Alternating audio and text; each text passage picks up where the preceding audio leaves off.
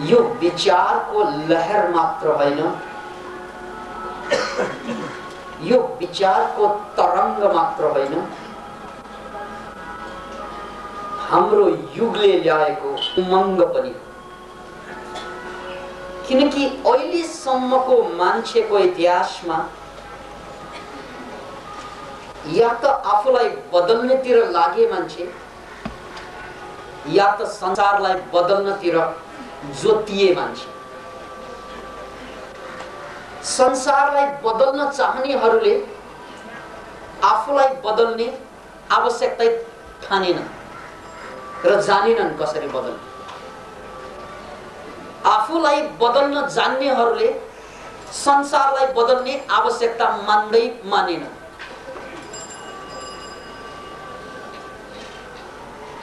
ब्रह्म सत्य, जगन मिथ्या। शंकराचार्य को यह वचन,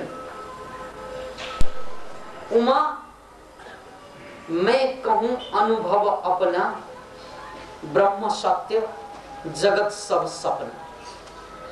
यो जगतलाई सपना मानी, सपनालाई सजाउनु पर्दैन, सपनालाई सिंगार्नु पर्दैन, सपनालाई बनाउनु पर्दैन। सपनाबाट मुक्ति पाउनको लागि उठेको छ। जा, तिमी सुतिरहेका छौ र त समस्या भोगिरहेका छौ। तिम्रो नाइटमेयर, दुस्वप्न, तिम्रै सुसुप्तिको परिणाम। यो नाइटमेयरबाट मुक्ति पाउने कोसिस नगर, जाग्ने प्रयास गर। किनकि जाग्यौ त सपना सपना रहँदैन। चाहे त्यो दुस्वप्न होस् या सुस्वप्न होस्, जाग्यो कि सक्यो। मात्र आवश्यकता छ जाग्नुको, मात्र देरी छ, कमी छ जाग्नुको। त्यसकारण जाग, जाग, जाग। यो ज्ञानी पुरुषहरूले हामीलाई विगत 5000 वर्षभन्दा पहिलादेखि सिकाउँदै आएको प्रकरण। ज्ञानी पुरुषहरूले 5000 वर्षदेखि हामीलाई भन्दै आएको कुरा याद राख्नुस्। त्यसैले हामीले बुझ्नुपर्छ।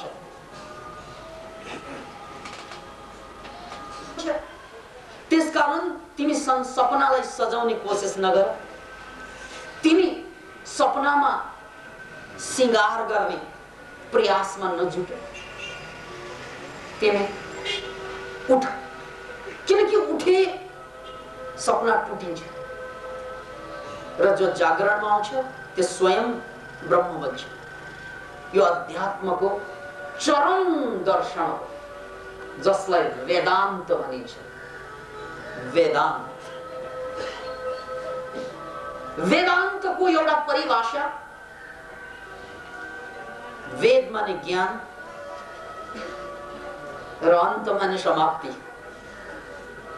जहां वैचारिक भावनात्मक अनुभव गम्य ज्ञान समाप्ति हुन्छ, त्यहाँ ब्रह्म ज्ञान को उदय हुन्छ। याद राख्नुहोस् यो शब्दलाई, जहां वैचारिक एवं अनुभव गम्य दुवै, जहां वैचारिक एवं अनुभव गम्य ज्ञान को समाप्ति हुन्छ, त्यहाँ ब्रह्म ज्ञान को प्रकट हुन्छ।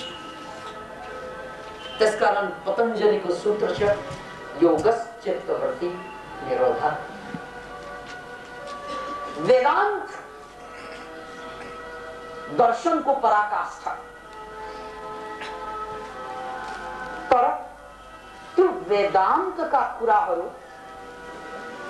जान्ने मान्छे, बुझ्ने मान्छे यो धरतीमा कति थिए? 5000 वर्ष भन्दा पहिला लिखित इतिहास छन् अहिले पनि। याद राख्नुहोस् यसलाई। अहिले पनि नाना धर्मावलम्बीहरू, नाना नव सम्प्रदायहरू उदय हुँदैछन्। रोकिएको छैन त्यो, र सबैले अहिले पनि त्यही 5000 वर्ष पुरानो शब्द दोहोर्याउँदैछ आफ्नो भाषामा, आफ्नो शैलीमा, आफ्नो तर्कमा। पुरानै कुरा आफ्नै भाषामा दोहोर्याउँदैछन् उनीहरू।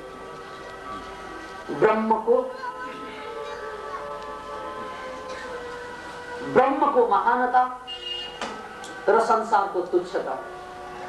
यही अध्यात्मको मूल केन्द्रीय दर्शन बनेर आइरहेको छ।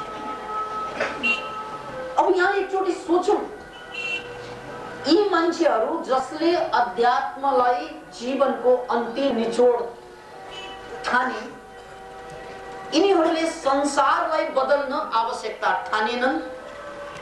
किन भन्नाले संसार सपना हो, तिमी सुत्छौ र त संसार देख्छौ र त संसार भोग्छौ।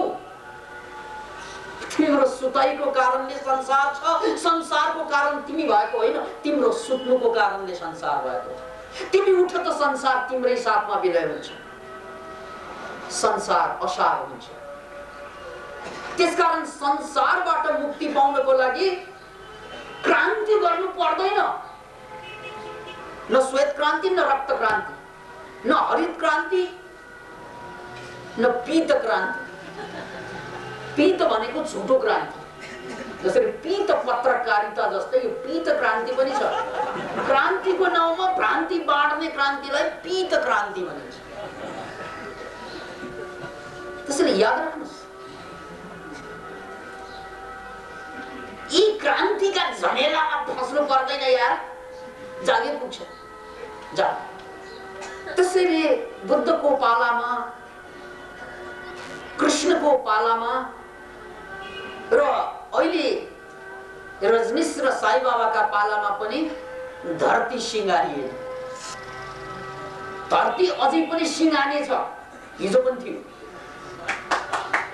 त्यो सिंगाने धरती हिजो पनि थियो र त बुद्धले भन्नु पर्यो चोरी नगर्नु, किनभने गर्छन्। नगरेको भए नगर्नु भन्नु पर्दैन। यदि त्यो समाज, बुद्ध समाजमा मान्छे चोरी नगर्दो हुँदो हो त कि चोरी नगर्नु भाइ भन्दो, भन्नै पर्दैन। नगर्ने मान्छेले नगर्नु भन्नु पर्दैन। चुरोट खानेलाई को नखानु भन्ने, नखाने मान्छेले नखानु यार भन्नै पर्दैन। रक्सी पिउनलाई पनि प्लिज रक्सी छोडो भन्नुपर्छ। अब पिउँदै नपिउनलाई प्लिज छोडो भनेर के छोडो?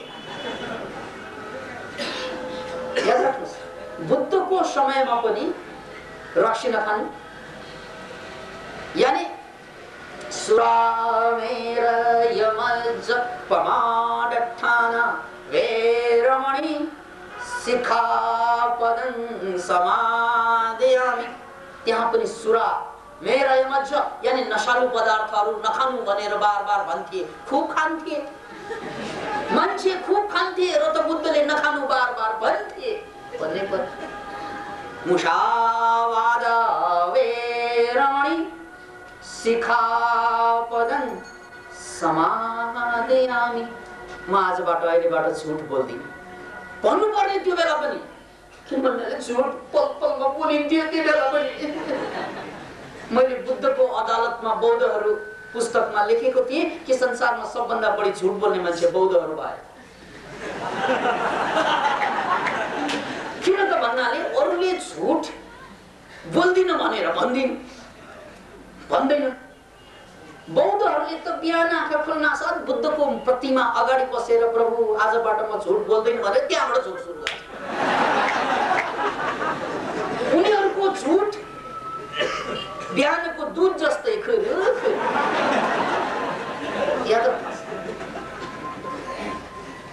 बुद्धकै पालादेखिको कुरा। अनि त्यहाँ म व्यभिचार गर्दिन, त्यो पनि सूत्र छ। व्यभिचार गर्थे मान्छे र त गर्दैन भनेर कसम खा।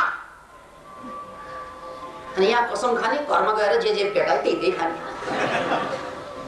त्यो समाज परिवर्तन नहुनुको सबभन्दा ठुलो नमुना हुन्छ उपदेश, धर्मोपदेश। वास्तवमा धर्मोपदेश भनेको पापोपदेश हो। किन भन्नाले पाप गर्छन् मान्छेले, अनि त्यो पाप नगर्नु भनेर भन्नुपर्छ नि, त्यसकारण त्यो पापकै उपदेश हो, नगर। तर यो पनि कुरा बुझौँ, जुन कुरा नगर्नु भनिन्छ त्यो कुरा नगरी छोड्दैनन् मान्छेले। जुन कुरा मनाही हुन्छ त्यही कुरा गर्ने हो मान्छेले। त्यो नागार्जुनको कथा मैले धेरैपल्ट भनेको छु। नागार्जुन कहाँ एकजना व्यक्ति आए, प्रभु मलाई दीक्षा दिनुहोस्, शिष्य बनाउनुहोस्। गुरुले भने ठिक छ, भोलि बिहान नुहाएर शुद्ध वस्त्र लाएर मौन बसेर र बाँदरलाई नसम्झेर। सामान्य कुरा हुन्छ प्रभु। भोलि बिहान उठे, नुहाई धुवाई गरे, त्यसपछि मौन पनि बसे, किन बोल्नु हुँदैन, कसैसँग बोल्दा पनि बोलेन। लुगा सुकिलो लाए र अब म बाँदर सम्झिन्न भनेर कसम खाए।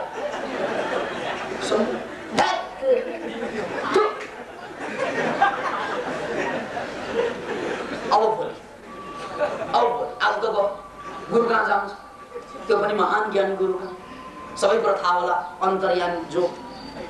भोलि बिहान आज उठ्ना साथ आज त म बाँदर सम्झिँदै सम्झेर गयो।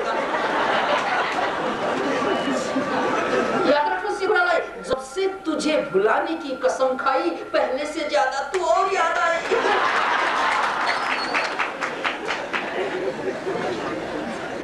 त्यसकारण जसलाई छोड्ने कोसिस गरिन्छ सबभन्दा बढी सम्झिने क्रम सुरु हुन्छ।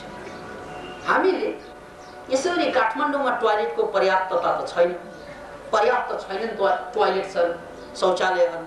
पिसाब फेर्न साह्रै मन लाग्छ, खासै गरी पुरुषहरूले सम्हाल्न सक्दैनन्। त्यसकारण कहाँ पिसाब गर्ने भनेर खोज्दै जाँदा जहाँ पिसाब गर्न मनाइ छ यही ठोक।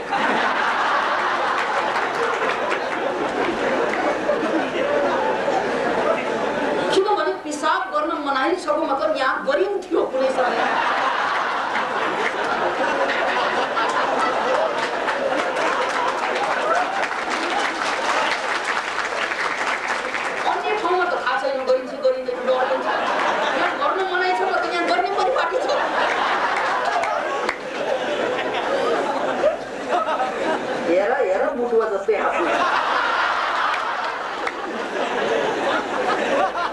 आफ्नो विगत याद आयो होला।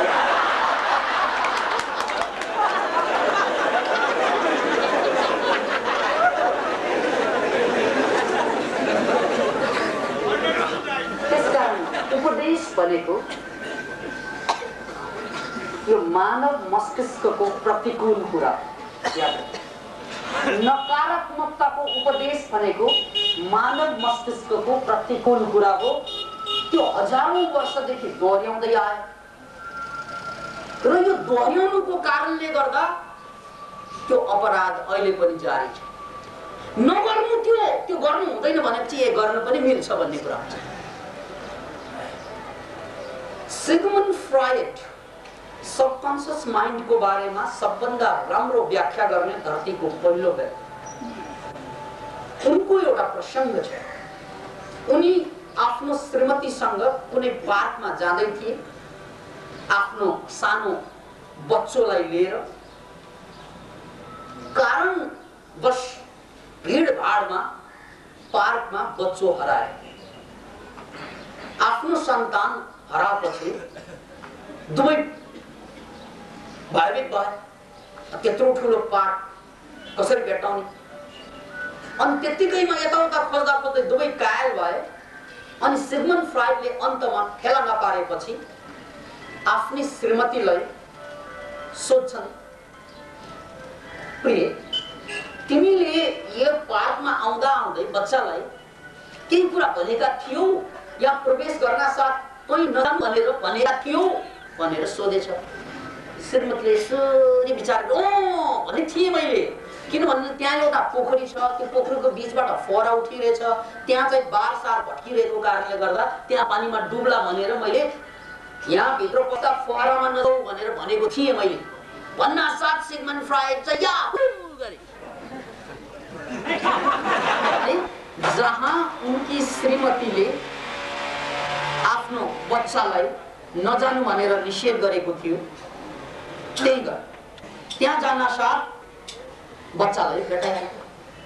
किन भन्न साथ यसको जवाफ हुन्छ, जुन ठाउँमा नजानु भनिन्छ त्यो ठाउँमा नगई छोड्दैनन् मान्छे।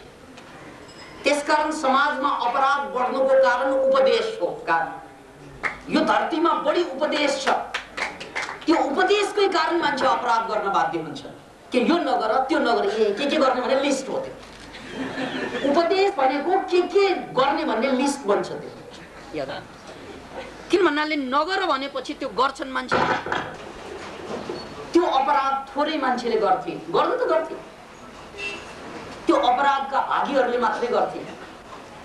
तर जब त्यहाँ नगर्ने कुरा आउँछ, त्यहाँ अपराध नगर्ने मनोविज्ञान भएका मान्छेहरूको लागि पनि त्यो चुनौती बन्छ, च्यालेन्ज। अनि मान्छेको मस्तिष्कको संरचना हो च्यालेन्जलाई स्वीकार गर्ने। जहाँ च्यालेन्ज छ त्यो युवा मस्तिष्कले त्यसलाई तोड्ने प्रयास गर्छ। बुढा मस्तिष्कले गर्दैन त्यो। उमेरले बुढा हुँदैनन् मान्छे, यो पनि बुझ्नुहोस्। बुढा हुनु भनेको च्यालेन्जलाई स्वीकार गरेन भने मस्तिष्क बुढा। त्यसैले मानव जातिको सबभन्दा ठुलो कुरो भनेको मस्तिष्क, र यो मस्तिष्कमा जति बढी च्यालेन्ज हुन्छ त्यो त्यति चाहिँ शक्तिशाली तरुण मान्छे। त्यसकारण हामीलाई कुनै चिज नगर भन्यो भने गर्न मन लाग्छ, यद्यपि त्यो कामै नलाग्ने भने पनि हामी गर्छौँ। किन भन्नाले त्यहाँ नगर भनेको छ। मैले यस्ता यस्ता धनाढ्यहरू चाहिँ भेटेका छौँ जसले करोडपति, तर बजारमा गएपछि स्याउ केरा यस्तो एउटा चोरी गरेर ल्याउँछ। अब त्यो चोरी गरेर ल्याउने रोग पनि छ क्लिप्टोमेनिया। चोरी गर्ने नै अनिवार्य रूपमा चोरी गर्ने त्यो रोग छ, त्यसलाई क्लिप्टोमेनिया भन्छ। त्यो क्लिप्टोमेनियाको कुरा छोडौँ, क्लिप्टोमेनियाकहरूले त गर्छन्, त्यो रोग हो। मैले रोगीहरूको कुरा गरेको छैन, एकदम भरापुरा मान्छे तर चोरी गरेर ल्याउँछ अनि गर्वसाथ चाहिँ मलाई सुनाउँछ, सर आज त मैले एउटा स्याउ चोरी गरेँ। कसले भन्दैछ? करोडपति। अनि उनी बडा सानसँग भन्छन्, सर त्यो किनेर त दिनदिनै खान सक्छु, जति पनि पैसा छ, त्यो चोरी गर्दा मलाई मजा लाग्छ। किन भन्नाले त्यो उसलाई छलेर छकाएर स्वाट्ट चाहिँ गोजीमा हाल्दा मलाई आत्मसम्मान बढ्छ। ओहो म पनि केही गर्न सक्छु। याद राख्नुहोस् यो कुरा। त्यसकारण कतिपय मान्छेले अपराध यस अर्थमा पनि गर्छ, त्यो गर्नु हुँदैन भनेको कारणले पनि। जसरी हामीले मुत्नु हुँदैन भनेपछि मुत्छौँ, पिसाब गर्न मनाइ छ भनेपछि गर्छौँ। त्यस्तै मान्छेको मनोविज्ञान सिगमन्ड फ्राइडले त्यो घटनाबाट प्रमाणित गरेको। छोरी अथवा छोरो कहाँ हराउँछ त भन्नाले त्यही हराउँछ जहाँ जानु हुँदैन भनेर आमा बाउले बढी चाहिँ निषेध गर्छ। त्यसकारण तपाईँले छोराछोरीलाई चाहिँ कतै चाहिँ पक्राउनु छ भने कहाँ नजानु भनेको त्यो एउटा लिस्ट बनाउनुहोस्, ती ठाउँमा खोज्यो भने पुग्छ।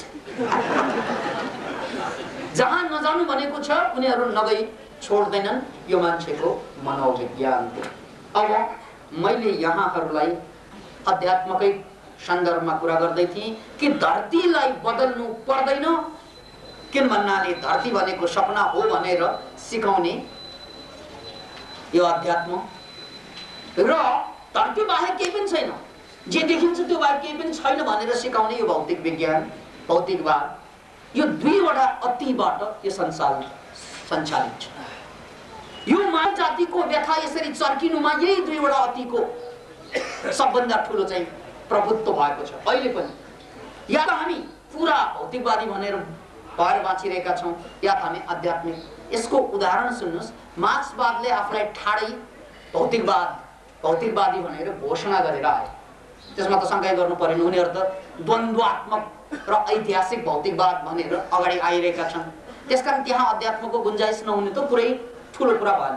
अब मार्क्सवाद बाहेक धरतीमा थुप्रै राजनीतिक व्यवस्थाहरू छन्, तर कुनै पनि व्यवस्था आध्यात्मिक व्यवस्था छैन, सबै भौतिकवादी। धरतीमा कुन व्यवस्था छ जो आध्यात्मिक व्यवस्था छ? छैन। याद राख्नुहोस्, अध्यात्म र धर्म फरक छ। फेरि कतै धार्मिक शासन होला, त्यो पनि अध्यात्म होइन, त्यो साम्प्रदायिक शासन हो। त्यसकारण धार्मिक शासनको कुरा गरेको होइन मैले। एउटा कुरा, धार्मिक शासन खौमेनीले पनि चलायो, त्यो धार्मिक शासन हो, आध्यात्मिक शासन होइन। त्यसैले यो धरतीमा कुनै पनि राजनीतिक व्यवस्था अहिले पनि आध्यात्मिक छैन। राजनीतिको संरचना नै अधार्मिक, राजनीतिको संरचना नै अनआध्यात्मिक। कुन हाम्रो एजुकेसनको सिस्टम छ जुन आध्यात्मिक छ? छैन। सबै शिक्षा अनाध्यात्मिक। याद राख्नुहोस्।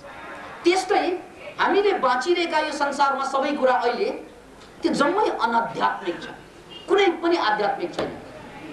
त्यसकारण मान्छे अतिमा गइहाल्छन्। किन भन्नाले यो अनाध्यात्मिक कुराले मान्छेलाई शान्ति दिँदैन। सम्पत्ति देला, शक्ति देला, पद देला, प्रतिष्ठा देला, तर शान्ति दिँदैन, आनन्द दिँदैन, स्वास्थ्य दिँदैन, नदिएपछि मान्छे अतिमा जान्छ।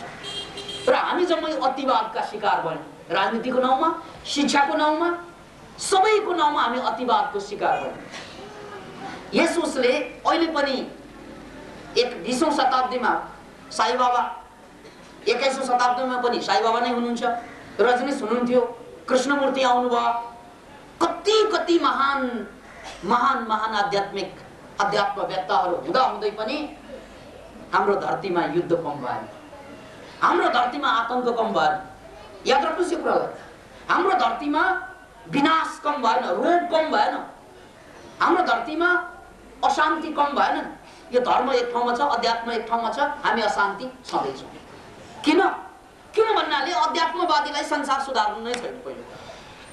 अनि भौतिकवादीहरू आफू नै खत्तम छ, संसार बनाउने मान्छे बाहेक। आफू लङ्गडो छ, ऊ दौडिने कुरा, अरूलाई दौडाउने कुरा गर्छ। त्यसकारण यो भौतिकवाद र अध्यात्मवादको एउटा पीडा हामी मानव जातिले भोगिरहेका छौँ। दुवै लङ्गडा छन्। त्यसैले हामीले भन्नुपर्छ कि कुनै बुद्ध पुरुषले भन्दा यो संसार सपना हो भन्दाखेरि त्यो झुटो बोलेको होइन, सत्य त हो त्यो। किन भन्नाले संसार सपना त हो, तर सपना भए यो सबै हामी आध्यात्म मान्छेहरू आस्था राख्ने भक्तहरूलाई यसबाट स्वाट्टै जगाइदिएको भए त हुन्थ्यो, संसार सुधार्नै पर्दैन। तर त्यस्तो हुँदैन। चाहे तपाईँ रजनीशको फलोवर बन्नुहोस्, या तपाईँ साई बाबाको फलोवर बन्नुहोस्, या तपाईँ कोही पनि धर्मगुरुको फलोवर बन्नुहोस्, संसार झुट भन्दै रहला उनीहरूले। तर संसार झुट हो भने सत्य के हो देखाइदिउनु भने पनि कसैले सक्दैन। अहिलेको देखाइएको मानव जातिले। यद्यपि साई बाबा जस्ता प्रखर अध्यात्म पुरुषहरूले भनेको कुरा ठिकै हो, सबभन्दा ठुलो कुरा आध्यात्मिकता हो, आत्मबोध हो, ठिकै कुरा हो। 5000 वर्ष अगाडि पनि त्यही भनिन्थ्यो, अहिले पनि भनिँदैछ, गलत होइन। तर आत्मबोध ठुलो कुरा हो भने जमातका जमात मान्छेले आत्मबोध गराउने बाटो होइन। त्यसकारण या त यो संसारको अधिकांश मान्छेलाई आध्यात्मिक बनाइदिनु पर्यो, आत्मबोध गराइदिनु पर्यो, ताकि संसार झुट भनेर उनीहरूलाई थाहा हुन्छ। अनि उनीहरूले त्यो गल्ती गर्दैन, अपराध गर्दैन। या त होइन, मैले संसारको सबै जमातलाई जगाउन सक्दैन, थोरै मान्छे मात्रै जाग्ने हो भने संसार सुधार्न अवश्य पर्छ। त्यसको विकल्पै छ। संसार सपना हो तर दुस्वप्न भयो हामीलाई। सपना त राम्रो कुरा पनि हुन सक्छ। त्यसकारण संसार सपना हो, तर कस्तो सपना? दुस्वप्न, नाइटमेयर। बाउले पनि पीडा दिन्छ, आमाले पनि पीडा दिन्छ, दाइले पनि दिन्छ, भाषाले पनि दिन्छ, जातिले पनि दिन्छ, राष्ट्रले पनि दिन्छ, धनले पनि दिन्छ, गरिबीले पनि दिन्छ। सबै कुराले दुःख दिने यो दुस्वप्नको संसार। दुःख नदिने ठाउँ नै छैन क्या। यस्तो दुस्वप्न संसार बन्यो हाम्रो। त्यसकारण या त यसबाट जाग्नु पर्यो, जाग्न त सकेकै छैन, थोरै जाग्छन्। 2-4 मानव जातिको इतिहासमा 2-4 जना मान्छे औँलामा गन्न पाइन्छ, यिनीहरू जागे अरे। अनि हामी आम जनता जो जाग्न पनि सक्दैनन्, संसार बदल्न पनि सक्दैनन्, नपुंसक भएर बाँच्नु भएको। नपुंसक यस अर्थमा आध्यात्मिक हुनासाथ ऊ आफूलाई जगाउनु खोज्छ, जगाउन सक्दैन, ट्राई त गरेकै हो। अनि संसार बदल्ने त आवश्यकै छैन। त्यहाँ नभएपछि यो संसार जस्ताको तस्तै हो। त्यसकारण मैले धेरैपल्ट भन्ने गरेको छु, तपाईँ धर्मगुरु कहाँ जानुहोस्, आनन्द लाग्ला, संसार केही पनि होइन, यो झुट हो सबै। ए मैले बलात्कार गरेको पनि झुट, राम्रै कुरा, उसलाई राहत मिल्छ। ए मेरो बेवकुफी त्यो जम्मै झुट हो, जाग हस् प्रभु भनेर आउँछ। घरमा गएपछि स्वास्नीको भुर्गी खान परेपछि ए संसार त्यहाँ फेरि या त धर्मगुरु कहाँ बस्नु पर्यो 24 घण्टा, या त चाहिँ घरमा प्रवेश गर्न साथ श्रीमती नै धर्मगुरु जस्तो ज्ञानी हुनु पर्यो, अनि मात्रै मान्छेलाई राहत पाउँछ। अब ऊ त अफिस जानुपर्छ, त्यहाँ धर्मगुरु कहाँ जाँदाखेरि संसार आहा शान्त, केही पनि होइन, झुट भनेर जाने हो। हाकिमको भुर्गी खानु परेपछि यो सत्य लाग्छ कि यसकारण हामीले बुझ्नु पर्ने कुरा के त भन्नाले या त संसारका सम्पूर्ण मान्छे जाग्नु पर्यो, त सम्पूर्ण सक्दैन अरे, ठिक छ, अधिकांश मान्छे जाग्नु पर्यो, मुक्त हुनु पर्यो, इनलाइटेन्ड हुनु पर्यो, या त यो सपना नै सही दुस्वप्नलाई सुस्वप्नमा बदल्नु पर्यो, ताकि हामी सुत्दाखेरि पनि आरामसँग सुत्न पाऊँ, ताकि यो जिन्दगीलाई आरामसँग गुजार्न पाऊँ, यसरी कन्फ्युजनमा गुजार्न नपरोस्, यसरी पीडामा गुजार्न नपरोस्। त्यसकारण अहिलेसम्मको दुईवटा अतिवाद भनेको यही हो कि आध्यात्मिकहरूले संसारलाई बदल्ने कुरा गरेनन् र भौतिकवादीहरूले संसार बाहेक केही पनि देखेनन्। यो दुईवटाको बीचमा हामीले देखेको तेस्रो बाटो भनेको मनोक्रान्ति। त्यसैले हामीले के भन्दैछौँ भने संसारलाई बदल्नु जरुर छ, तर सबभन्दा पहिला आफूलाई बदल्नु पर्छ। आफूलाई बदल्ने परिपाटी यहाँ छैन। के भन्नाले आफूलाई बदल्नेहरू संसार बदल्न चाहँदैनन्। डाका फटा चोर संसारमा कतै नबिकेका मान्छेहरू राजनीतिमा गएर शासन गर्न थाल्छन् अधिकांश। अनि ज्ञानी महापुरुष शक्तिशाली मान्छे मुक्त पुरुष चाहिँ बिहारमा मन्दिरमा मस्जिदमा बसेर टुक्क ल्याएर मूर्ति जस्तो बस्छ। त्यसैले या त यो ज्ञानी पुरुषहरू संसारमा आउनु पर्यो, या त यो सांसारिक जुन सत्ताधारीहरू छन् नि यिनीहरूलाई चाहिँ ज्ञानको लागि चाहिँ पठाइदिनु पर्यो। दुई मध्ये एउटा त हुनु पर्यो। या त उनीहरूलाई तानेर आध्यात्मिक बनाइदिनु पर्यो, या त आध्यात्मिकहरू चाहिँ त्यहाँ लगेर पठाइदिनु पर्यो। आध्यात्मिकहरू मुक्त भएर फिटिकै चल्ने होइन, फिटिकै नचल्ने। अनि जो मूर्ख केही पनि जान्दैनन्, रोगी पीडित, उनीहरू ओहो साह्रै क्रियाशील जनपरिचालन गर्दै हिँड्दैछन्। जनपरिचालन त्यो जसलाई केही पनि थाहा छैन उनीहरू एकदम क्रियाशील छन्, जसलाई सबै थाहा छ उनीहरू चाहिँ एकदम ढुङ्गा जस्तै बस्छन्। त्यसकारण अहिलेको संसार यो 20औं शताब्दीबाट 21औं शताब्दीको मुक्ति भनेको यो साह्रै क्रियाशील बन्ने बेवकुफहरूलाई ज्ञानको मार्गमा लग्नु पर्यो र जो ज्ञानको मार्गमा आइसके मूर्ति जस्तै बसे उनीहरूलाई संसारमा तान्न सक्नु पर्यो। अनि मात्रै संसार चाहिँ बदलिन्छ। हामीले देखेको कुरा मनोक्रान्तिको यही हो। यो कुरा दर्शन चिन्तनको कुरा भयो। अब मैले यसलाई विज्ञानसँग जोड्नुपर्छ। किन भन्नाले मनोक्रान्ति अभियानमा विज्ञान भएन भने यसको कुनै अर्थ रहँदैन। अब म तपाईलाई साइन्टिफिक रिसर्चले के भन्छ त्यो कुरालाई अलिकति जोडेर पहिलो चरणको कार्यक्रमको टुङ्गोतिर लाग्छु। संसारको सबभन्दा नाम चलेको युनिभर्सिटी मध्ये एउटा हो हार्वर्ड युनिभर्सिटी। हार्वर्ड युनिभर्सिटीमा सन् 1920 को दशकमा मैकडोगाल भन्ने एकजना साइन्टिस्टले एउटा अद्भुत परीक्षण गरेका थिए। उनको नाम हो मैकडोगाल। उनको काम के थियो त भन्नाले गिनी पिग्सलाई उनीहरूको क्षमता र उनीहरूले भविष्यमा पार्ने प्रभाव र त्यसबाट मानव जातिले के फाइदा लिन सक्छ भन्ने खोजमा एउटा अद्भुत खोज गरेका थिए। 1920 को दशकमा गरे के त भन्नाले उनले एक जमात मुसालाई एउटा ठुलो पानीमा तर अँध्यारो पानीमा मुसालाई छोडिदियो। अब त्यो अँध्यारो पानीमा पौडी खेल्दै, खास त मुसाको जात त पौडी खेल्ने जात त होइन, माछा त होइन मुसा। अब उसले पौडी खेल्दै त्यहाँबाट फुत्कनु पर्छ, उम्कनु पर्छ, जहाँ कि एउटा मात्रै दुलो छ त्यहाँबाट फुत्कने। त्यसरी उनले वर्षौं गरेको एक्सपेरिमेन्टबाट के फेला पार्यो भने त्यो अन्धकार पानीमा मुसाहरूले आफ्नो बाटो पाउनको लागि कम्तीमा पनि 200 पटक मिस्टेक गर्छन्। यसलाई नोट गर्नुस्, 200 पटक मिस्टेक पछि लास्टमा गएर बल्ल चाहिँ ठाउँमा पुग्छन् र भाग्छन्। किनभने अनि अनन्त धेरै टाढासम्म गयो त्यहाँ होइन भने अँध्यारो हो कि होइन, फेरि फर्केर आयो,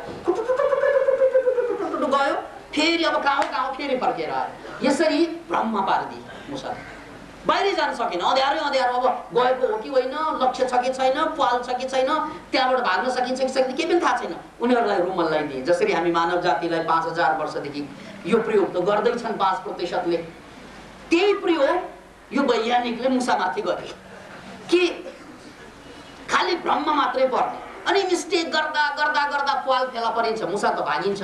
तर मानव जातिले मिस्टेक गर्दा गर्दा गर्दा जब उसलाई बाँच्ने तरिका आउँछ यमराजले चाहिँ बोलाउँछ। त्यसकारण एकजना कविले बडो मार्मिक भाषामा भने, जब जीवन खत्म हुआ तो जीने का ढंग आया। जब जीवन खत्म हुआ तो जीने का ढंग आया, जब गाड़ी निकल चुकी मुसाफिर घर से बाहर आया। मानव जातिको व्यथा त मुसाको भन्दा चर्को यहाँ किन भन्नाले हामी ट्रायल एन्ड एरर बेसिसमा बुझ्दै जाँदै जाँदै जाँदै परिपक्व भएपछि ए परिपक्व मान्छे मलाई पनि खाँचो छ भनेर यमराजले बोलाए। अनि काँचा काँचा मान्छेहरू संसार सुधार्नको लागि नारा लगाउँदै जुलुस लगाउँदै के गर्दै चाहिँ हिँडिरहेका हुन्छ। याद राख्नुहोस्। अब योभन्दा अद्भुत कुरा यो मुसाको दोस्रो जेनेरेसनमा पुग्दा त्यसका सन्तानहरूलाई जुन मुसाले चाहिँ 200 पल्ट मिस्टेक गरेर बल्ल पाल फेला पारेका भाग्न सफल भएका मुसाहरूका सन्तानलाई फेरि पानीमा लगेर छोड्यो। तर अब सुन्नुहोस् एउटा अनौठो कुरा, सबभन्दा अनौठो कुरा, ती मुसाहरूले 200 पटक मिस्टेक गरेर पाल फेला पारेनन्, भाग्न सफल भएनन्, 20 पटक मात्रै मिस्टेक गरे। Can you imagine it? जहाँ कि त्योभन्दा पहिलो जेनेरेसनले 200 पटक मिस्टेक गरेर बल्ल बच्न सफल भए, तर त्यसपछिका जेनेरेसन बढी चलाक, बढी बुद्धिमान भए। जबकि उनीहरूले केही गरेको होइन, अनुभव आमाबाउले गरे, तर ज्ञान चाहिँ छोराछोरीमा सरे। Can you imagine it? त्यसकारण याद राख्नुहोस् कि तपाईँ हामीले पनि जथाभावी खानी जथाभावी बाँच्नाले तपाईँ त बर्बाद भयो, त्यो तपाईँले नै देखिरहनु भएको कुरा। अब जसको आबादीको लागि घुस खाएर बेइमानी गरेर जे गरेर कमाउनु भयो उनीहरू तपाईँभन्दा बेसी बर्बाद हुन्छन्। किन भन्नाले तपाईँले बर्बादीको कहानी सुरु गर्नु, त्यो जिन्सबाट पास हुन्छ, तपाईँको जिन्सबाट आफ्ना छोराछोरीमा पास हुन्छ।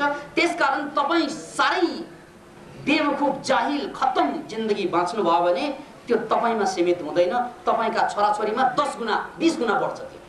त्यसकारण बाउ मूर्ख भयो भने छोरा महामूर्ख भएर निस्कन्छ, बाउ क्रूर भयो भने छोराछोरी महाक्रूर भएर निस्कन्छ। मोर चान्सेस यदि उसले त्यस्तै सङ्गत पाइरह्यो भने। अब सङ्गत फेरियो भने त डाकु पनि ऋषि बन्छ, त्यो बेग्लै कुरा। तर सङ्गतको कन्टिन्यू भयो भने बाउभन्दा छोरा कहिले पनि कम हुँदैनन्। त्यसैले हामीले अहिले पनि भन्छौँ नि, हाम्रा नयाँ जेनेरेसन, नयाँ पुस्ताका मान्छेहरू, बालकहरू अचेलका साह्रै चलाक छन्। हाम्रो जेनेरेसनभन्दा अहिलेका जेनेरेसन नयाँ चाहिँ बालकहरू 5-6 वर्षमा उनीहरूले जुन कुरा गर्छन्, उनीहरूले जुन ट्यालेन्ट देखाउँछन् त्यो हामीलाई अचम्म लाग्छ। संसारभरिमा, नेपालमा मात्रै होइन, नेपालमा पनि अहिलेको जेनेरेसनहरू जति चलाक छ हिजोको जेनेरेसन त्यति चलाक थिएन।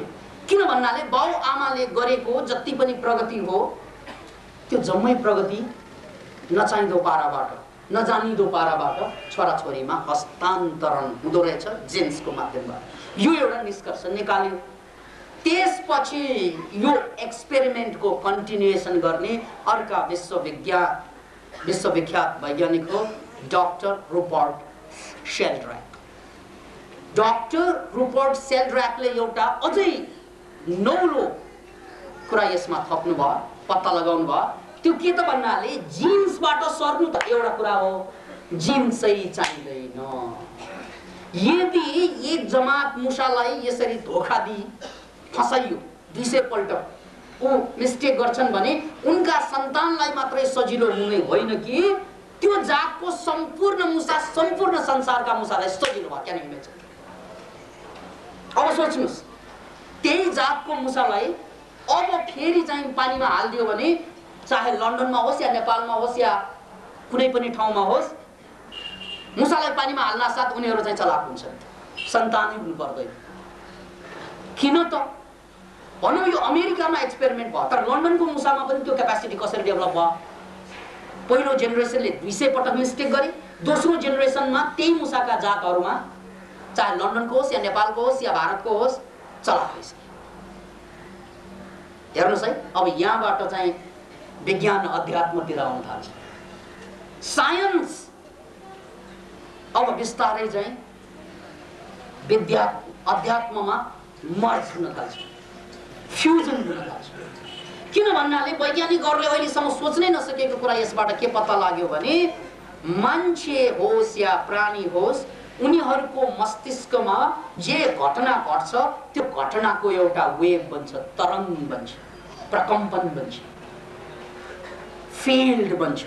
त्यसलाई उनले नाम दिए मर्फोजेनिक फिल्ड, मर्फिक रिजोनेन्स। डाक्टर रुपर्ट सेल्ड्र्याकले दिनुभएको साइन्टिफिक नाम हो मर्फिक रेजोनेन्स अथवा मर्फोजेनिक फिल्ड। त्यो फिल्ड बन्दो रहेछ र त्यो फिल्ड भनेको संसारको सम्पूर्ण ठाउँमा कनेक्टेड हुन्छ। कनेक्टेड भएको कारणले गर्दा जसरी यहाँबाट हामीले चाहिँ बटन दबाउँदा त्यहाँको चाहिँ रेडियो अथवा चाहिँ कतैको रेडियो अथवा टेलिभिजन चलाउन सक्छौँ, त्यस्तै कुनै पनि जात वर्गमा यदि ज्ञान आयो भने त्यो ज्ञान अन्य त्यही जातका मुसाहरूमा जसको ब्रेन फ्रिक्वेन्सी मिल्छ सर्ने रहेछ। अब इन्ट्रेस्ट मुसाबाट मान्छेमा आयो। मान्छेमा पनि हुन्छ कि मुसामा मात्रै हुने? मुसामा मात्रै हुने हो भने ठुलो कुरा भएन। मान्छेमा हुने हो भने त हामीले मानव जातिलाई पुनर्व्याख्या गर्न सकिने भयो, अध्यात्मलाई पुनर्परिभाषित गर्न सकिने भयो। डाक्टर रुपर्ट सेल्ड्र्याकले 15 वर्ष लगाएर खोज गरे मान्छेमा कसरी यो लागू हुन्छ कि हुँदैन। अनि उनले के गरे त भन्नाले जापानका विद्यार्थीहरूले गाउने जापानिज गीत, एउटा नौलो गीत जो अहिले सबभन्दा बढी गाइन्छ स्कुलमा, एउटा त्यस्तो गीत पिकअप गरे, सङ्कलन गरे।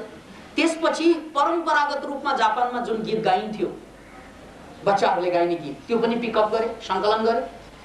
अनि त्यसपछि अर्थ अनि बर्थका जापानिज शब्द जोडेर बनाएका गीतलाई पनि पिकअप गरे। 3 किसिमका गीत। यो टेक्निकल कुरा भएकोले अलिकति ध्यानपूर्वक यसलाई मनन गर्नुहोस्, चिन्तन गर्नुहोस्। एउटा गीत चाहिँ परम्परागत रूपमा पहिलादेखि बच्चाहरूले गाउँथे, अहिले छोडिसके। अर्को गीत अहिले गाउँदैछ, नयाँ गीत तर बच्चाहरूले नै गाउने गीत। अनि अर्को गीत अर्थ अनि बर्थको शब्दको अर्थ नभएको गीत। त्यो 3वटा गीत अमेरिकाको एउटा एक्सपेरिमेन्ट गर्ने थलोमा बालकहरूलाई सिकाउन थाले। याद राख्नुहोस्, अमेरिकन कुनै बालकले इङ्ग्लिस बाहेक जापानिज जान्दैन।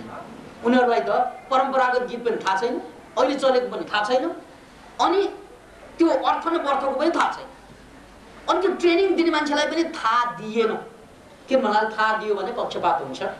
त्यसकारण त्यो ट्रेनरलाई पनि थाहा दिएन बच्चाहरूलाई समान रूपमा एउटा समयमा परम्परागत गीत सिकाइदिने जुन अहिले चल्दैन जापानमा, अनि अर्को समयमा अहिले चलिरहेको गीतलाई दोहोऱ्याइदिने, अनि अर्को समयमा त्यो अर्थ अनि बर्थको गीतलाई चाहिँ दोहोऱ्याइदिने। किन भन्दा 3वटा गीतमा अर्थ छैन अमेरिकनहरूको लागि। किन भन्नाले उनीहरूलाई थाहा छैन त्यो गीत। यस एक्सपेरिमेन्टको पछिल्लो परिणाम के निस्क्यो भने ती बालकहरू, जापानिज बालकहरू जसलाई बिल्कुलै इङ्ग्लिस, ती अमेरिकन बालकहरू जसलाई बिल्कुलै जापानिज भाषाको ज्ञान छैन, जापानी भाषाको बिल्कुलै अर्थ शब्द थाहा छैन, ती बालकहरूमा अहिले जापानमा चलिरहेको गीत जुन कि उनीहरूले बिल्कुलै सुनेको छैन त्यसलाई सबभन्दा छिटो पिकअप गरे।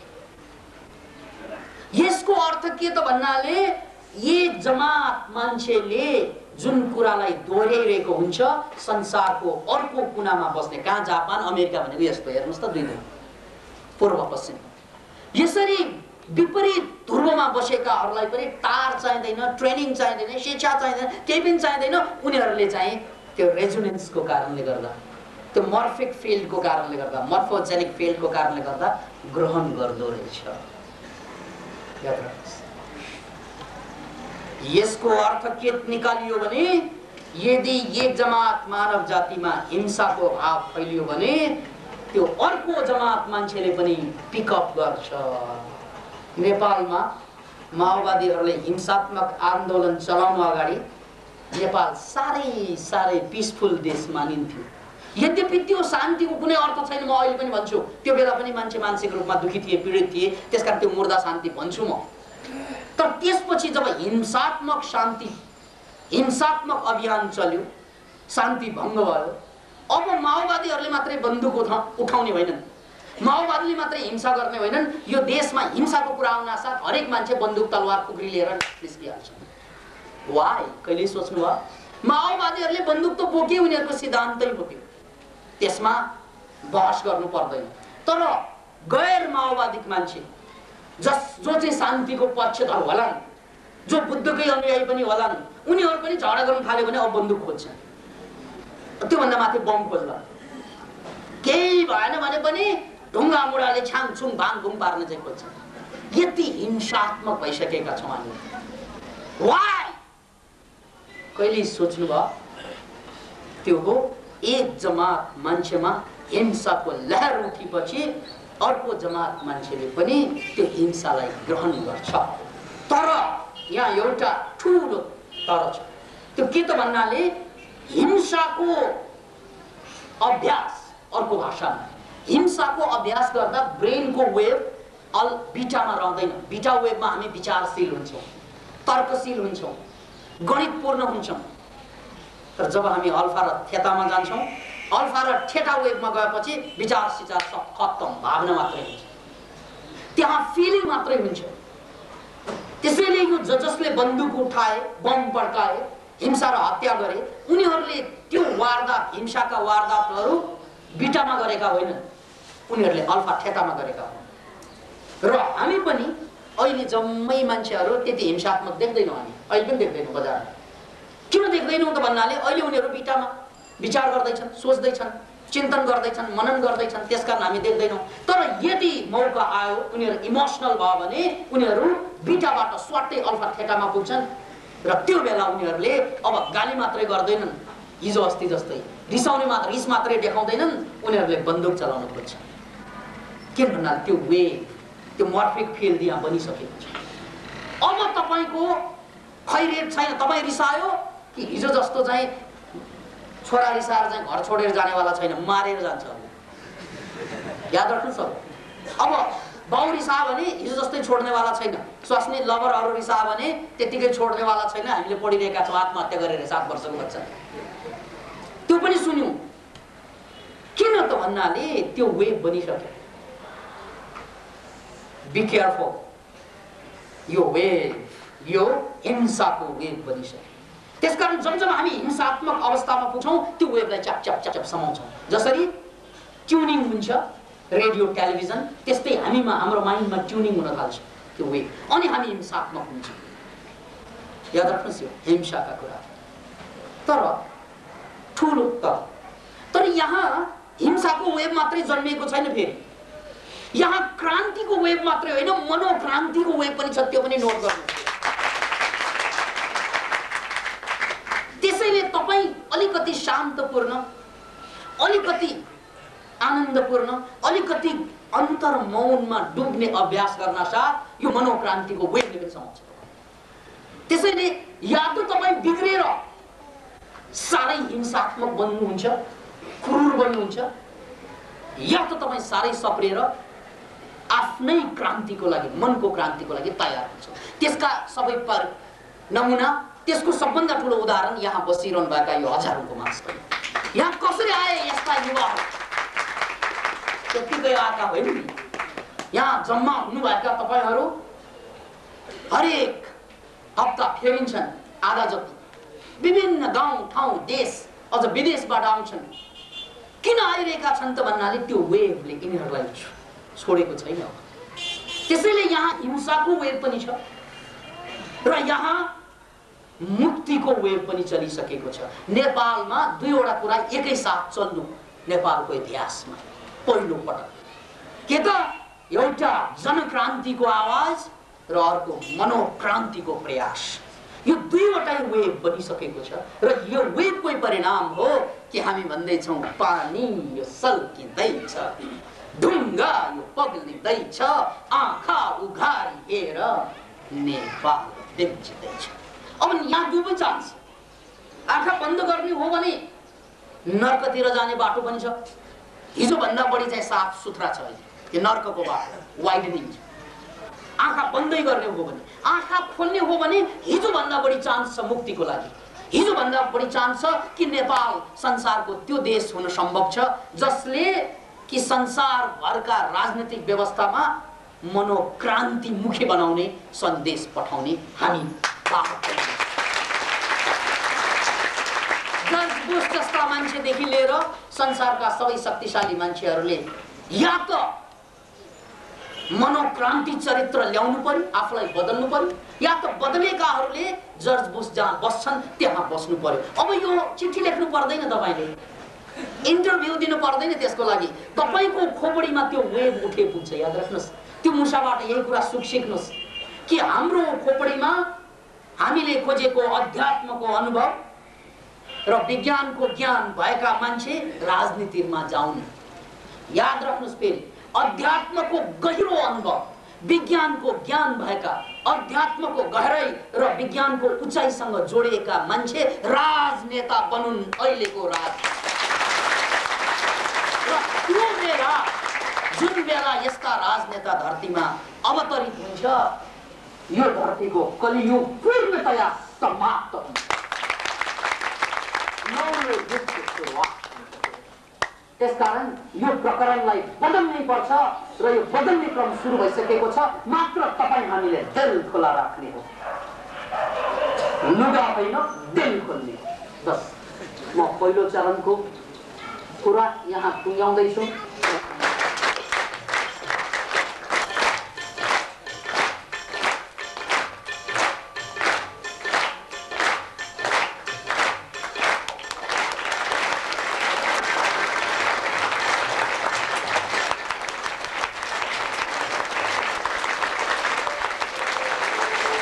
चिन्तन पनि छैन मलाई, मैले नै अलिक कपाल पनि दुख्छ त्यहाँ डुब्न थाल्यो भने। साहित्यमै बसेर साधना गरिरहन्छु, म साधना गरिरहन्छु। अनि त्यहाँ अरूले बाधा दिएको पनि उति मन पर्दैन। अब मैले यहाँ परम्परागत नियम पालन गरिनँ, त्यसको निम्ति म क्षमा याचना गर्छु। परम्परालाई त मान्नै पर्छ। सुरु गरौँ है। आदरणीय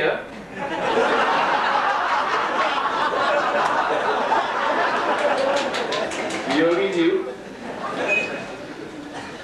मञ्चमा आसीन प्राध्यापक लाटो साथीज्यू तथा प्रबुद्ध युवा अनुहारहरू, म पहिला आउने बित्तिकै यहाँ आएर यसो पस्न खोजेको थिएँ। पस्न आउने बित्तिकै सबैले थपडी बजाउन थाल्नु। त्यो थपडीको आवाजले मलाई धेरै वर्ष अगाडि लग्यो। जति बेला म एउटा क्रिस्चियनहरूको विद्यालयमा अध्ययन गर्थेँ, त्यति बेला त्यहाँ केही कुरा भयो भनेदेखि त्यही लयमा थपडी बस्थ्यो। SUMCORDA गर्दै मलाई त्यसैको सम्झना भयो र म फेरि पनि बालक हुन पुगेँ। कस्तो खुसी लाग्यो मलाई। सम्भवतः मनोक्रान्तिको प्रारम्भ पनि त्यहीबाट हुन्छ होला। मैले पाएँ भनौँ, किनभने मैले त त्यति सुन्ने मौका पाएको थिइनँ। उहाँको कुनै प्रवचन सुन्ने मैले मौका पाएको थिइनँ। पुस्तकहरू मात्रै देखेको थिएँ र त्यति गम्भीरतापूर्वक मैले अध्ययन गर्न पनि पाएको छैन। मैले अघि नै भनिहालेँ, मेरो क्षेत्र ज्यादै नै सीमित छ। ज्यादै नै सीमित क्षेत्रमा म अचेल उद्भुन्टिएको छु, गुटफुटिएको छु। र कहाँसम्म भने म राजनीतितिर साह्रै नै ध्यान दिने मान्छे भए तापनि राजनीतिबाट पनि विरक्त भएर कोटेमा बसेर सारा पश्चिमका जनता एक चिम्टी नुन नपाएर, एक गेडो अन्न नपाएर विदेश गइरहेका छन्। कर्णाली नदी जस्तै बगेर गइरहेका छन्, गण्डकी नदी जस्तै बगेर गइरहेका छन्। आज हाम्रा यहाँका ठुला बनाउँदाहरू टायर बालिरहेछन्।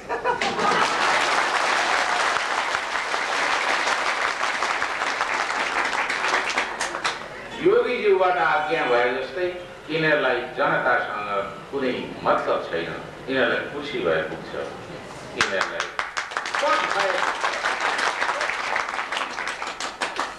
लुट्दा लुट्दा निचोड्दा देशै कोप्रो भइसक्यो।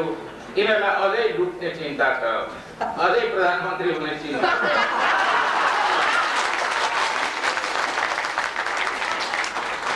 राणा शासनको पतनपछि यस देशमा कोही पनि बुद्धिमान मान्छे प्रधानमन्त्री भएन।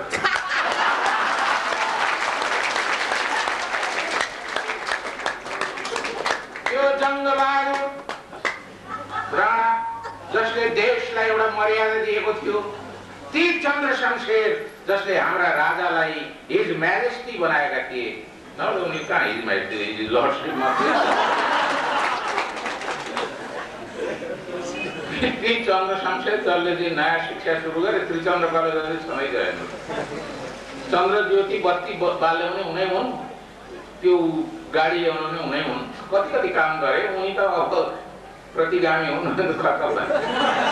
अहिलेको कुन चाहिँ प्रधानमन्त्रीले के चाहिँ गर्यो? एउटा अलिअलि हाम्रो वायुयान उड्दैथ्यो, त्यसलाई पनि धमिरा काण्ड लगेर धमिरा लगाएर राजनीतिको बारेमा कुरा गर्दिनँ, किनभने म अघि नै भनिसकेँ राजनीतिमा विरक्त भइसकेको। अब साहित्यको मान्छे यसो कसैले केही कविता लेख्यो भने उहाँ कविता लेख्नुहुन्छ, कविता लेख्यो, कसैले उपन्यास लेख्यो भने, निबन्ध लेख्यो भने त्यसलाई चाहिँ यसो व्याख्या स्याख्या गर्ने मान्छे मात्रै हुँ। म अलिअलि शिक्षामा पनि बसेको मान्छे हुँ, तर मलाई शिक्षामा त्रिभुवन विश्वविद्यालयमा पनि म टिक्न सकिनँ।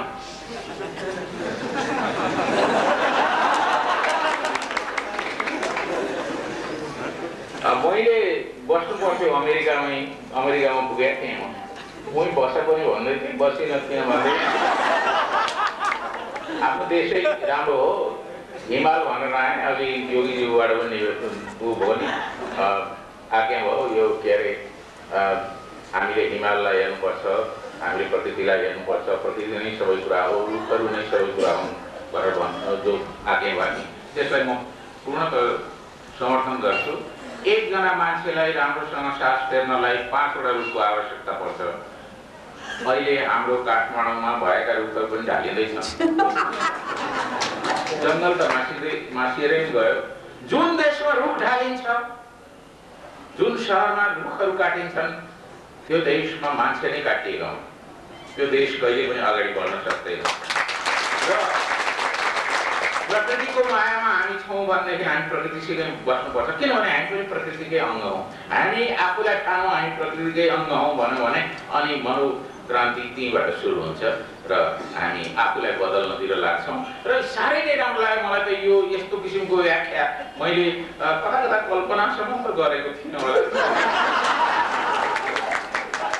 तर यति राम्रोसँग व्याख्या भयो जसले गर्दाखेरि म आफैलाई पनि परिवर्तित गर्नेतिर थिएँ। त अब केही गर्न सकिने रहेछ भन्ने लागेको थियो, समाजलाई बदल्न सकिएन भन्ने लागेको थियो। तर अहिले चाहिँ मलाई चाहिँ मनोक्रान्ति गरेपछि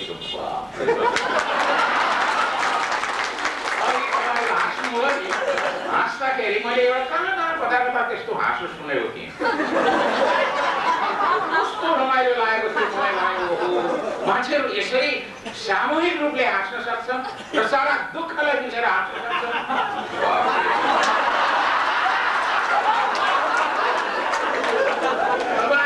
हात पनि हल्लाइ हल्लाइ शरीर थर्काइ थर्काइ हाँस्नु पर्छ, रुनु हुँदैन।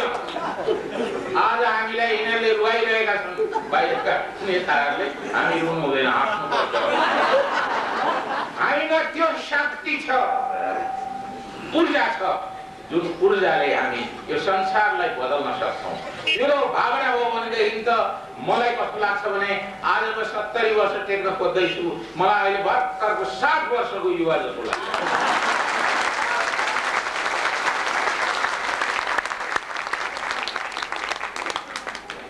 मेरो कलममा त्यो ऊर्जा आओस्, जुन ऊर्जाले चाहिँ म 7 वर्षको युवक भएर संसारलाई परिवर्तन गर्दछु।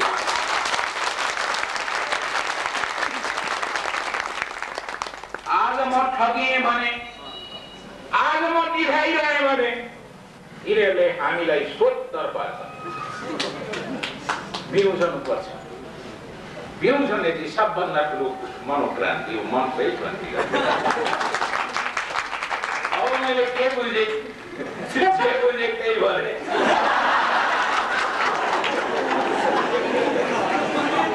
आध्यात्मिकता का पनि कमजोरीहरू रहेछन् थाहा पाइयो। म अमेरिका पुगेको थिएँ एउटा ठुलो सम्मेलन हुँदै थियो नेपालीहरूको। त्यसमा एकजना यहाँ कविता लेख्ने मान्छे व्यापार गर्थे, तर व्यापारमा कति कमाए ठकठाक गरे अनि त्यहाँ अमेरिका पुगे। दारी पालेका थिए, खाडीको एउटा लामो कुर्ता लगाएका थिए, सुरुवाल लगाएका थिए, दाढी पालेर केस पनि बुझु बुझु भयो। मैले त चिन्दै सकिनँ, परबाट आएँ, मैले त नमस्ते पनि गरिनँ, चिनेको भए पो गर्नु। पहिला उनी आएर मेरो गोडा समातेर गुरुज्यू भन्थे। अब त्यसलाई अब कसरी चिन्नु मैले? चिनेकै भए पनि म त गएर पहिला त ढोग्ने त थिइनँ उनलाई। त्यहाँबाट उनले तानाजी तपाईँले मलाई चिन्नु भएन भनेर भने। त्यहाँबाट मैले कस्तो यो अहम भएको मान्छे रहेछ जस्तो लाग्यो नि। त कसरी चिन्नु? मैले चिनिनँ। म क्या त म फलानु हुँ भनेर। ए तपाईँ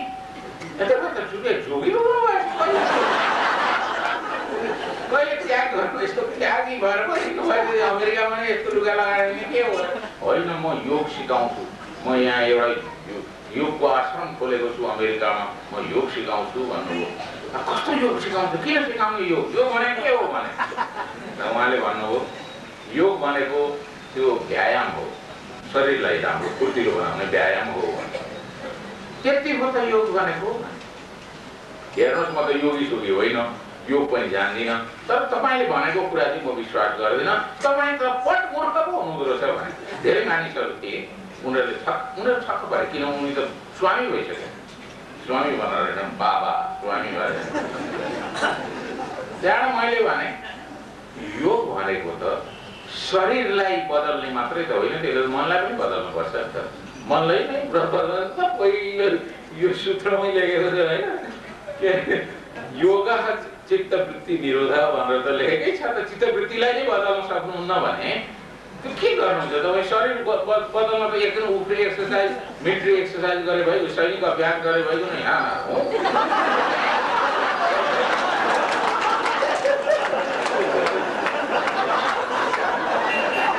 आगे चक्रमा आँखा लगेर अथवा मूलधारा चक्रमा ल्याएर किन गरिरहनु पर्यो बेकार?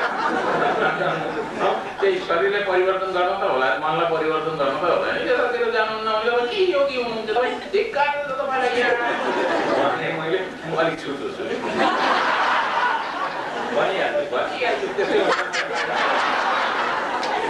यता समालोचक पनि भन्नुभयो ठुलो भनेर भन्नुभयो। ठुलो त म होइन, परीक्षा दिँदाखेरि त्यति ठुलो समालोचक पनि होइन, केही पनि होइन। म केही जान्दै जान्दिनँ, अलिअलि अघि यसो लेख्न चाहिँ सानैदेखि सिकेको हुनाले लेख्नै गर्ने। अब नलेखी बस्न सक्दिनँ, त्यसमा लेखेको मात्रै हो। तर नराम्रो चाहिँ कुरा काहीँ देखेँ भने छुचो क्या म त्यहाँ अलिअलि देखाइहाल्छु। यो चाहिँ यसमा चाहिँ पुगेन है भनेर त्यसलाई चाहिँ व्यङ्ग्य गरिहाल्छु अथवा लेखिहाल्छु। राम्रो छ भने राम्रो भनिदिन्छु, नराम्रो भने भित्तै पुर्याएर भनिदिन्छु। त्यो भित्तै पुर्याएर भन्ने हुनाले मान्छेहरू मलाई छुचो भन्छन्। उति यो कस्तो बदमास होला यो फटा, योसँग त सङ्गत गर्नु पनि बेकार छ, किनभने यसले चाहिँ मन पराउँदैन भनेर मिलनसार छैन भन्ने चाहिँ मान्छेहरूलाई पर्दो रहेछ। अनि सबै छुचामा नम्बर 1 भएको छु। तर म छुचो छ कि छैन त्यो चाहिँ म जान्दिनँ। सत्यको पक्षमा छु म, र असत्यको पक्षमा चाहिँ मेरो बुवा नै यहाँ आए पनि म उहाँलाई छोड्दिनँ। मैले त्यस्तो गरेको पनि छु ठाउँ ठाउँमा। र तपाईँहरू पनि मनोक्रान्तिलाई अगाडि बढाउनुहुन्छ भने आफूलाई बदल्नुहोस् र जो बदमास छ त्यसलाई नछोड्नुहोस्। आफ्नो उसबाट औगातबाट मान्छेले आफ्नो औगात अनुसार काम गर्नुपर्छ। तपाईँ व्यापारी हुनुहुन्छ भने व्यापारमा तपाईँ मनोक्रान्ति गर्नुहोस्। यदि विद्यार्थी हुनुहुन्छ भने विद्यार्थी भएर मनोक्रान्ति गर्नुहोस्।